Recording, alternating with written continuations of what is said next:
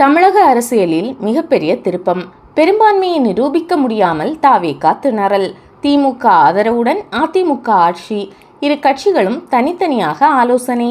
பெரும்பான்மையை நிரூபிக்க முடியாமல் தாவேகா திணறி வரும் நிலையில் தமிழக அரசியலில் மிகப்பெரிய திருப்பமாக திமுக ஆதரவுடன் அதிமுக ஆட்சி அமைக்கும் என்று தெரிகிறது. இது தொடர்பாக இரு கட்சிகளும் தனித்தனியாக ஆலோசனை நடத்தின. தமிழக அரசியல் வரலாற்றில் 2026 சட்டமன்ற தேர்தல் ஒரு முக்கிய திருப்பமாக அமைந்துள்ளது. புதிய வரவான தாவேகா 108 இடங்களை கைப்பற்றி தனிப்பெரும் கட்சியாக உள்ளது. தமிழக கவர்னர் அர்லோகரை சந்தித்து விஜய் நேற்று மாலை ஆட்சி அமைக்க உரிமை கோரினார். அப்போது அவர் தாவேகாவின் 108 எம்எல்ஏக்கள் மற்றும் காங்கிரஸை சேர்ந்த 5 எம்எல்ஏக்கள் என மொத்தம் 113 எம்எல்ஏக்களின் பட்டியலை வழங்கினார். ஆனால் அதை பெற்றுக்கொண்ட கவர்னர் 118 எம்எல்ஏக்கள் பெயர் பட்டியலை கொண்டு வந்தால்தான் ஆட்சி அமைக்க அனுமதிக்க முடியும் என்று திட்டவட்டமாக கூறிவிட்டார். இதனால் விஜய் இன்று முதலமைச்சராக பொறுப்பேற்க முடியாத நிலை ஏற்பட்டுள்ளது. அதற்கிடையில் பாமக, கம்யூனிஸ்டுகள் மற்றும் விசிக ஆகியவற்றின் ஆதரவை எளிதாக பெற்றுவிடலாம் என்று எண்ணிய தாவேகாவின் கனவில் மண் விழுந்துவிட்டது. அந்த கட்சிகள் அனைத்தும் பின்வாங்கியுள்ளன. எனவே தாவேகாவுக்கு பெரும்பான்மை கிடைக்கவில்லை. அதனால் விஜய் முதலமைச்சர் ஆவாரா என்ற கேள்வி எழுந்துள்ளது. இதற்கிடையே விஜயால் ஆட்சி அமைக்க முடியாததால் திமுக ஆதரவுடன் அதிமுக ஆட்சி அமைக்க உள்ளதாக ஒரு தகவல் நேற்றிரவு காட்டுத்தீ போல பரவியது. இதற்கு ஏற்றாற்போல் இரு கட்சிகளும் தனித்தனியாக நேற்று பல மணி நேரம் ஆலோசனை நடத்தின. திமுக அதிமுக கூட்டணிக்கு அச்சாரமாக தான் ரஜினிகாந்தும் திமுக தலைவர் மு.க.ஸ்டாலினை சந்தித்தார் என்றும் கூறப்படுகிறது. இந்த தகவலை இரண்டு கட்சிகளும் மறுப்பு தெரிவிக்காததால் இந்த தகவல் உண்மை என்றே அரசியல் வட்டாரத்தில் பரபரப்பாக பேசப்பட்டது. இது குறித்து சில மூத்த அரசியல் நிபுணர்கள் கூறியதாவது: தமிழகத்தில் தாவேகா பெரும்பான்மை பெற்று ஆட்சி அமைத்திருந்தால் எந்த பிரச்சனையும் இல்லை. ஆனால் காங்கிரஸ் ஆதரவுடன் தாவேகா ஆட்சி அமைப்பதை பாஜனதா முற்றிலும் விரும்பவில்லை. எனவேதான் இப்போது யாரும் எதிர்பாராத திருப்பங்கள் நடைபெற உள்ளன. அதன் வெளிப்பாடுதான் தாவேகாவுக்கு ஆதரவளிக்கும் என்று நம்பப்பட்ட கட்சிகள் எல்லாம் பின்வாங்கி இருக்கிறது. யாரும் நம்ப முடியாத விஷயங்கள் அரங்கேற உள்ளன. ஒருமுறை சட்டசபையில் எம்ஜிஆர் முன்னிலையில் பேசிய காங்கிரஸ் எம்எல்ஏ ஒருவர் காங்கிரஸ் தமிழகத்தில் ஆட்சி அமைக்கும் என்றார். அப்போது குறுக்கிட்ட எம்ஜிஆர் 1967 ஆண்டிலேயே அண்ணா காங்கிரஸ் கட்சியை ஆட்சி கட்டிலில் இருந்து அகற்றிவிட்டார். எனவே இனி அதற்கான வாய்ப்பே இல்லை. திராவிட கட்சிகள் தான் தமிழகத்தை ஆட்சி செய்யும். ஒன்று நாங்கள் ஆட்சி செய்வோம், இல்லை என்றால் எங்கள் எதிரே இருப்பவர் ஆட்சி செய்வார் என்று ஆணித்தரமாக கூறினார். அந்த சமயத்தில் எம்ஜிஆரின் அதிமுக தலைமையிலான கூட்டணியில்தான் காங்கிரஸ் இடம்பெற்றிருந்தது என்பது குறிப்பிடத்தக்கது. அந்த அடிப்படையில்தான் இரு கட்சிகளும் மாறி மாறி இதுவரை ஆட்சி செய்து வருகின்றன. ஒருவர் தோற்றால் மற்றவர் ஆட்சியில் இருப்பார். இதுதான் தமிழகத்தின் அரசியல் காட்சி. இந்த தேர்தலிலும் இருவரும் மாறி மாறி போட்டி போட்டுக்கொண்டு இருந்த நிலையில் யாரும் எதிர்பாராத வகையில் இந்த கட்சிகளை விட தாவேகா அதிக இடங்களை பிடித்துவிட்டது. ஆனால் துரதிருஷ்டவசமாக ஆட்சி அமைக்க தாவேகாவிடம் போதுமான எண்ணிக்கை இல்லை. எனவே தமிழகத்தில் காங்கிரஸ் ஆட்சியை தடுக்க திமுகவும் அதிமுகவும் இணைந்து ஆட்சி அமைக்க முடிவு செய்துள்ளதாக தெரிகிறது. இதற்கு டெல்லியும் முழு பச்சை கொடி காட்டியிருக்கிறது. ஆனால் ஆட்சியில் அமர திமுகவுக்கு விருப்பமில்லை. எனவே அதிமுகவுக்கு வெளியிலிருந்து ஆதரவு தர திமுக சம்மதம் தெரிவித்துவிட்டது. அதன்படி எடப்பாடி பழனிசாமி தலைமையில் ஆட்சி அமைய போகிறது. அதற்கு திமுக கூட்டணி கட்சிகளும் கிரீன் சிக்னல் கொடுத்துவிட்டனர். தற்போதைய நிலையில் திமுகவில் இருந்து காங்கிரஸ் வெளியேறி இருப்பதால் திமுக கூட்டணியின் பலம் 68ஆக குறைந்திருக்கிறது. அதிமுக அணியிலிருந்து பாஜனதா விலக்கி வைக்கப்படுகிறது. எனவே இந்த கூட்டணியின் பலம் 52 ஆகியிருக்கிறது. ஆக ஆட்சி அமைக்க தேவையான பெரும்பான்மையான 118ஐ விட 120 என்ற எண்ணிக்கை கிடைக்கிறது. எனவே முதலமைச்சராக எடப்பாடி பழனிசாமி பொறுப்பேற்றாலும் ஆச்சரியப்படுவதற்கில்லை. ஏனென்றால் இந்திய வரலாற்றில் பல நிகழ்வுகள் நடந்துள்ளன. எலியும் பூனையுமாக இருந்த பீகார் லாலு பிரசாத் நிதிஷ்குமார் இணைந்தது. உத்தரப்பிரதேசத்தில் மாயாவதியும் அகிலேஷ் யாதவும் தேர்தலை சந்தித்தது என பல நிகழ்வுகளை குறிப்பிடலாம். இவ்வாறு அவர்கள் கூறினார். சென்னை பசுமை வழிச்சாலையில் உள்ள எடப்பாடி பழனிசாமி இல்லத்தில் அதிமுக எம்எல்ஏக்கள் கூட்டம் நேற்று மாலை நடந்தது. இந்த கூட்டத்தில் எடுக்கப்பட்ட முடிவை முனுசாமி பத்திரிகையாளர்களிடம் தெரிவித்தார். அப்போது அவர் தாவேகாவுக்கு அதிமுக ஆதரவு என்ற தகவல் தவறு. ஆட்சி அமைக்க தாவேகாவுக்கு அதிமுக ஆதரவு தராது என்றார். இந்த கூட்டத்தில் புதிய எம்எல்ஏக்களாக தேர்வு செய்யப்பட்டவர்களை புதுச்சேரி அழைத்து சென்று அங்கு தங்க வைக்க முடிவு செய்யப்பட்டது. அதன்படி கூட்டம் முடிந்ததும் அவர்கள் அனைவரும் புதுச்சேரி புறப்பட்டு சென்றதாக தெரிகிறது. அதாவது அதிமுகவில் உள்ள பாதிக்கும் மேற்பட்ட எம்எல்ஏக்களை தாவேகா பக்கம் இழுக்க அந்த கட்சியில் இணைந்த மூத்த ஒருவர் கடும் முயற்சி செய்வதாகவும், ஆனால் அந்த முயற்சியை முறியடிக்க இந்த நடவடிக்கை எடுக்கப்பட்டதாகவும் அரசியல் வட்டாரத்தில் பேசப்பட்டது. விஜயுடன் நிர்வாகிகள் சந்திப்பு. தாவேகா ஆட்சி அமைக்க நிபந்தனையுடன் காங்கிரஸ் ஆதரவு. 60 ஆண்டுகளுக்கு பின் அமைச்சரவையில் இடம்பெறுகிறது. சட்டமன்ற தேர்தலில் தமிழக வெற்றிக் கழகம் 108 இடங்களில் வெற்றி பெற்று தமிழ்நாட்டில் ஆட்சி அமைக்க தயாராக இருக்கிறது. பெரும்பான்மையை நிரூபிக்க வேண்டிய கட்டாயத்தில் தாவேகா இருக்கும் சூழலில் பிற கட்சிகளின் ஆதரவை எதிர்பார்த்து கடந்த 2 தினங்களாக காய் நகர்த்தி வந்தது. திமுகவை முழு எதிரியாக சித்தரித்த தாவேகா இந்த தேர்தலில் வெற்றி பெற்ற நிலையில் அதிமுக மற்றும் கூட்டணி கட்சிகள் திமுக கூட்டணி கட்சிகளிடம் ஆதரவு கேட்டு பேச்சுவார்த்தை நடத்தினர். இதற்கு அந்த கட்சிகளும் பச்சை கொடி காட்டினர். அவர்களில் திமுக கூட்டணியில் அங்கம் வைத்து ஒதுக்கப்பட்ட 28 இடங்களில் 5 தொகுதிகளில் வெற்றிக்கனியை பறித்த காங்கிரசிடம்தான் முதல் ஆதரவு கரம் நீட்டப்பட்டது. இதனையடுத்து அகில இந்திய காங்கிரஸ் கட்சியும் இது தொடர்பாக ஆலோசித்தது. முக்கிய தலைவர்களும் இது பற்றி கட்சி நிர்வாகிகளுடன் கலந்து ஆலோசித்தனர். அகில இந்திய காங்கிரஸ் கட்சியின் பொதுச் செயலாளர் KC வேணுகோபால் தேர்தல் தீர்ப்பின் மூலம் வெளிப்பட்டுள்ள தமிழக மக்களின் உணர்வுகளை கருத்தில் கொண்டு விஜயின் கோரிக்கை குறித்து ஒரு இறுதி முடிவை எடுக்குமாறு காங்கிரஸ் தலைமை தமிழ்நாடு காங்கிரஸ் கட்சிக்கு அறிவுறுத்தியுள்ளதாக நேற்று முன்தினம் இரவு தெரிவித்தார். இதனைத் தொடர்ந்து மாநில நிர்வாகிகள் தமிழ்நாட்டுக்கான காங்கிரஸ் மேலிட பொறுப்பாளர் கிரிஷ் சோடங்கர் வெற்றி பெற்ற 5 எம்எல்ஏக்கள் சென்னையில் தனியார் ஓட்டலில் நேற்று ஆலோசனை நடத்தினர். இதில் தமிழ்நாடு காங்கிரஸ் சட்டமன்ற குழு தலைவராக ராஜேஷ்குமார் ஒருமனதாக தேர்வு செய்யப்பட்டதாக கூறப்படுகிறது. பந்திக்கு முந்திய காங்கிரஸ். இதையடுத்து நேற்று பிற்பகலுக்கு மேல் ஆதரவு அளிப்பது தொடர்பான அறிவிப்பு வெளியாகும் என்றும் அதனை காங்கிரஸ் மேலிட பொறுப்பாளர் கிரிஷ் சோடங்கர் சென்னை சத்தியமூர்த்தி பவனில் வந்து அறிவிப்பார் என்றும் தெரிவிக்கப்பட்டது. இதற்கிடையில் தாவேகா அதிமுகவிடம் ஆதரவு கேட்டு காய் நகர்த்த தொடங்கியது. தாவேகா முக்கிய நிர்வாகி அதிமுக பொதுச் செயலாளர் எடப்பாடி பழனிசாமியை சந்தித்து திரும்பியதாக சொல்லப்பட்டது. இது குறித்த செய்தி ஊடகங்களில் வெளியானதும் பந்திக்கு முந்தி என்ற பழமொழிக்கு ஏற்ப அதுவரை ஆலோசனை, பிற்பகலுக்கு மேல்தான் எதுவும் சொல்ல முடியும் என்று சொல்லி வந்த காங்கிரஸ் திடீரென தாவேகாவுக்கு ஆதரவு என்ற அறிவிப்பை வெளியிட்டது. இது தொடர்பாக மேலிட பொறுப்பாளர் கிரிஷ் சோடங்கர் வெளியிட்ட செய்திக்குறிப்பில் கூறப்பட்டிருப்பதாவது: தமிழக வெற்றிக் கழகத்தின் தலைவரான விஜய் தமிழ்நாட்டில் ஆட்சி அமைப்பதற்கு காங்கிரஸ் தனது ஆதரவை வழங்குமாறு முறையாக கூறியுள்ளார். தமிழ்நாட்டு மக்கள், குறிப்பாக இளைஞர்கள், அரசியலமைப்பு கோட்பாடுகளில் நம்பிக்கை கொண்ட ஒரு மதசார்பற்ற, முற்போக்கான மற்றும் மக்கள் நலன் சார்ந்த அரசாங்கத்தை அமைப்பதற்கான மிக தெளிவான, வலிமையான மற்றும் மகத்தான தீர்ப்பை வழங்கியுள்ளனர்.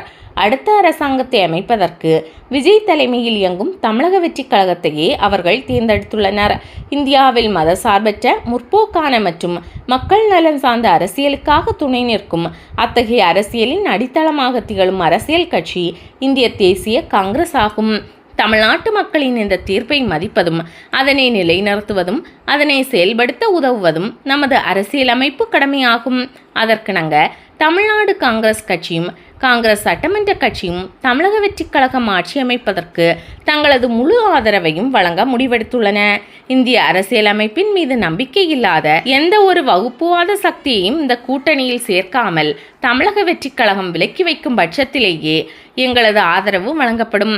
தமிழக வெற்றிக் கழகத்திற்கும் தமிழ்நாடு காங்கிரஸ் கட்சிக்கும் இடையிலான இந்த கூட்டணியானது இப்போதும் வரும் ஆண்டுகளிலும் பெரியாரின் சமூக நீதி கொள்கைகள் மற்றும் அம்பேத்கரின் அரசியலமைப்பு கொள்கைகளின் மீது உறுதியான பற்றுறுதி கொண்டு காமராஜரின் பொற்காலத்தை தமிழ்நாட்டில் மீண்டும் கொண்டு வர பாடுபடும். இரு கட்சிகளுக்கும் இடையே பரஸ்பர மரியாதை, உரிய பங்களிப்பு மற்றும் பகிரப்பட்ட பொறுப்பு ஆகியவற்றின் அடிப்படையில் அமைந்த இந்த கூட்டணி தற்போதைய அரசாங்கத்தை அமைப்பதற்கு மட்டுமல்லாமல் எதிர்காலத்தில் நடைபெற உள்ள உள்ளாட்சி அமைப்புகள், மக்களவை மற்றும் மாநிலங்களவை தேர்தல்களுக்கும் பொருந்தும் வகையில் அமையும். ஒரு மதசார்பற்ற மற்றும் முற்போக்கான அரசாங்கத்தை அமைப்பதற்காக தமிழ்நாட்டு மக்கள் வழங்கிய இந்த வரலாற்று சிறப்புமிக்க தீர்ப்பை மதித்து நடப்போம் என்றும், தமிழ்நாட்டு மக்களின், குறிப்பாக இளைஞர்களின் கனவுகளையும் வாக்குறுதிகளையும் நிறைவேற்றுவோம் என்றும் விஜய் மற்றும் ராகுல் காந்தி ஆகியோர் கூட்டாக உறுதியளிக்கின்றனர். இவ்வாறு அதில் கூறியுள்ளார். இதைத் தொடர்ந்து பனையூர் தாவேகா அலுவலகத்தில் விஜயை சந்தித்து ஆதரவு அளிப்பதற்காக நேற்று மதியம் 1:10 மணிக்கு காங்கிரஸ் குழு புறப்பட்டு சென்றது. இந்த குழுவில் மேலிட பார்வையாளர் கிருஷ்ணோடங்கர், மாநில தலைவர் செல்வ பெருந்தகை, எம்எல்ஏக்கள் ராஜேஷ்குமார், தாரகை கத்பட், விஸ்வநாதன், ஜமால் முகமது, பிரவீன் ஆகியோர் சென்றனர். தாவேகா அலுவலகம் வந்த அவர்களை தாவேகா பொதுச் செயலாளர் புசி ஆனந்த், ஆதவ் அர்ஜுனா ஆகியோர் வரவேற்று அழைத்து சென்றனர். காங்கிரஸ் நிர்வாகிகளை விஜய் பொன்னாடை அணிவித்து வரவேற்றார். விஜய்க்கு காங்கிரஸ் கட்சி துண்டை சோடங்கர் அணிவித்தார். பின்னர் அவர்கள் சிறிது நேரம் பேசிக் கொண்டிருந்தனர். இந்த நேரத்தில் தாவேகாவுக்கு ஆதரவு அளிப்பதற்கான காங்கிரஸ் எம்எல்ஏக்கள் கையெழுத்திட்ட கடிதத்தை அளித்தனர். அதனை பெற்றுக்கொண்ட விஜய் அவர்களுக்கு நன்றி தெரிவித்தார். தாவேகாவுடன் கூட்டணி அமைத்துள்ள காங்கிரஸ் கட்சிக்கு அமைச்சரவையில் இடம் அளிக்கப்பட உள்ளது. ஒரு அமைச்சர் பதவி வழங்கப்படலாம் என்ற தகவல் வெளியாகி உள்ளது. இதன் மூலம் 1967க்கு பிறகு தமிழக அமைச்சரவையில் காங்கிரஸ் இடம்பெற உள்ளது. இது காங்கிரஸ் தொண்டர்கள் மத்தியில் மகிழ்ச்சியை ஏற்படுத்தியுள்ளது. தாவேகாவுடன் கூட்டணியை வரவேற்று காங்கிரஸ் அலுவலகமான சத்யமூர்த்தி பவனில் பட்டாசு வெடித்து கொண்டாடினர். இது குறித்து கிருஷ் சோடங்கர் கூறியதாவது: தமிழக மக்களின் நலனுக்காக தமிழக வெற்றி கழகத்திற்கு நாங்கள் ஆதரவு அளிக்கிறோம். மேலும் பல கட்சிகள் அவருக்கு ஆதரவு அளிக்கும் என்று நம்புகிறேன் என்று அவர் கூறினார். ஆட்சி அமைப்பதற்காக நேரில் கடிதம் வழங்கினார். விஜய் கோரிக்கையை ஏற்காத கவர்னர். 118 எம்எல்ஏக்கள் பட்டியலை கொடுக்காததால் முதலமைச்சராக பதவியேற்பதில் தாமதம். தனது முதல் தேர்தலிலேயே விஜயின் தமிழக வெற்றி கழகம் 108 இடங்களை வாரி சுருட்டியது. ஆனால் ஆட்சி அமைக்க 118 இடங்கள் இல்லாததால் காங்கிரஸ் கட்சியின் ஆதரவை நாடியது. நீண்ட ஆலோசனைக்கு பின் நிபந்தனையுடன் காங்கிரஸ் ஆதரவு அளித்துள்ளது.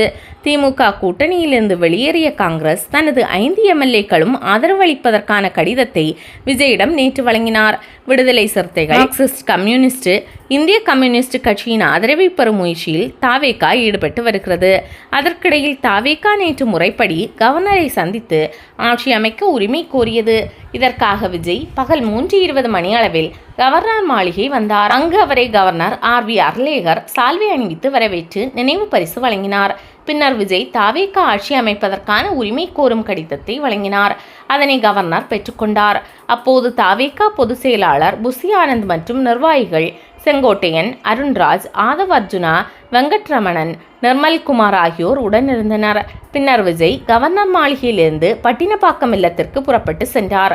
அங்கு விஜயை தலைமை செயலாளர் சாய்குமார், போலீஸ் டிஜிபி சந்தீப் ராய் ரத்தோர் ஆகியோர் சந்தித்து ஆலோசனை நடத்தினர்.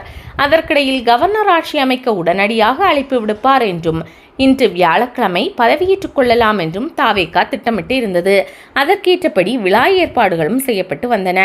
ஆனால் இரவு 8 மணி வரை கவர்னரிடமிருந்து எந்த அழைப்பும் தாவேகாவுக்கு வரவில்லை. அதனால் பெரும் பரபரப்பு ஏற்பட்டது. அதற்கிடையில் பெரும்பான்மைக்கு தேவையான 118 எம்எல்ஏக்களின் பெயர் பட்டியலை தர வேண்டும் என்று கவர்னர் அர்லோகர் விஜயிடம் தெரிவித்ததாக தெரிகிறது. அதாவது சட்டப்படி சட்டசபையில் தாவேகா பெரும்பான்மையை நிரூபிக்கும் முன் 118 எம்எல்ஏக்களின் ஆதரவு இருக்கிறது என்பதை உறுதிப்படுத்த வேண்டும். அப்போதுதான் ஆட்சி அமைக்க அழைப்பு விடுக்க முடியும். இல்லையென்றால் இது குதிரை பேரத்திற்கு வழிவகுக்கும் என கவர்னர் கூறிய தகவல்கள் வெளியாகின. அதன் காரணமாக தான் கவர்னர் அர்லேகர் விஜயை ஆட்சி அமைக்க அழைக்கவில்லை என்று உயர் அதிகாரிகள் சிலர் தெரிவித்தனர். மேலும் அவர்கள் இன்று பதவியேற்பு விழா திட்டமிட்டபடி நடப்பதற்கு வாய்ப்பில்லை என்றும் கூறினர். அதற்கிடையில் கவர்னர் அர்லேகர் ஏன் விஜயை பதவியேற்க அனுமதிக்கவில்லை என்பது குறித்து சட்ட நிபுணர்களும் சில விளக்கங்களை கொடுத்துள்ளனர். அதில் இந்திய அரசியல் சட்டத்தின் 163 மற்றும் 164வது பிரிவுகளின்படி சட்டசபையில் பெரும்பான்மை ஆதரவு உள்ளவர்களையே கவர்னர் ஆட்சி அமைக்க அழைக்க வேண்டும். தேர்தலுக்கு பிறகு எந்த கட்சிக்கும் தெளிவான பெரும்பான்மை கிடைக்காத சூழலில் ஆதரவு எம்எல்ஏக்களின் பட்டியல் மற்றும் கடிதங்களை கேட்டு உறுதிப்படுத்துவது கவர்னரின் அரசியல் சட்டப்பூர்வ கடமையாகும். மேலும் அதில் கவர்னரின் முடிவே இறுதியானது. அதே நேரத்தில் மிகப்பெரிய கட்சியாக உருவெடுத்துள்ள தாவேகாவுக்கு முதலில் வாய்ப்பு வழங்குவது ஜனநாயக மரபாக இருந்தாலும் பெரும்பான்மை ஆதாரங்கள் இல்லாமல் பதவியேற்க அனுமதித்தால் பின்னர் அரசியல் குழப்பம் ஏற்பட வாய்ப்புள்ளது என்றும் கவர்னர் அர்லேகர் கருதுவதால் தான் உடனடி முடிவை எடுக்காமல் கூடுதல் ஆதாரங்களை கேட்டிருக்கலாம் என்று தெரிவித்தனர்.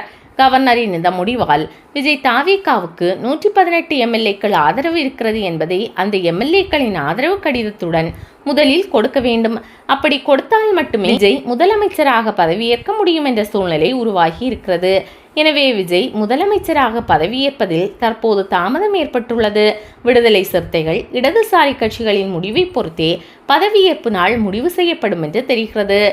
கவர்னர் மாளிகைக்கு நேற்று சென்ற விஜயை கவர்னரின் செயலாளர் கிரிலேஷ்குமார் பூங்கொத்து கொடுத்து வரவேற்றார். பின்னர் கவர்னர் அறைக்கு சென்றவுடன் கவர்னர் விஜயை பார்த்து இருகரம் கூப்பி வணக்கம் தெரிவித்தார். ஆனால் விஜய் பதிலுக்கு உடனடியாக வணக்கம் செலுத்தவில்லை. தொடர்ந்து கவர்னர் விஜய்க்கு கைக்குலுக்க சென்றபோது சுதாரித்து கொண்ட விஜய் கையில் ஃபைலை வைத்துக் கொண்டு சற்று கையை இறக்கிய நிலையிலேயே வணக்கம் செலுத்தி பின்னர் கவர்னருடன் கைக்குலுக்கினார். பொதுவாக கவர்னரை சந்திக்க வரும் தலைவர்கள் கவர்னருக்கு எப்போதும் பூங்கொத்து கொடுப்பார்கள் அல்லது சால்வை அணிவிப்பார்கள். அதுவும் ஆட்சியமைக்க உரிமை கோரி தலைவர்கள் வரும்போது கவர்னருக்கு பூங்கொத்து கொடுத்து சால்வை அணிவித்து நினைவு பரிசும் வழங்குவார்கள். ஆனால் விஜய் இந்த நடைமுறைகளை கடைபிடிக்கவில்லை. அவர் மறந்திருக்கலாம். ஆனால் கவர்னர் அர்லேகர் விஜய்க்கு சால்வை அணிவித்து மாமல்லபுரம் கோவிலின் நினைவு பரிசை வழங்கி கௌரவப்படுத்தினார் என்று சம்பந்தப்பட்ட அதிகாரிகள் கூறினார்.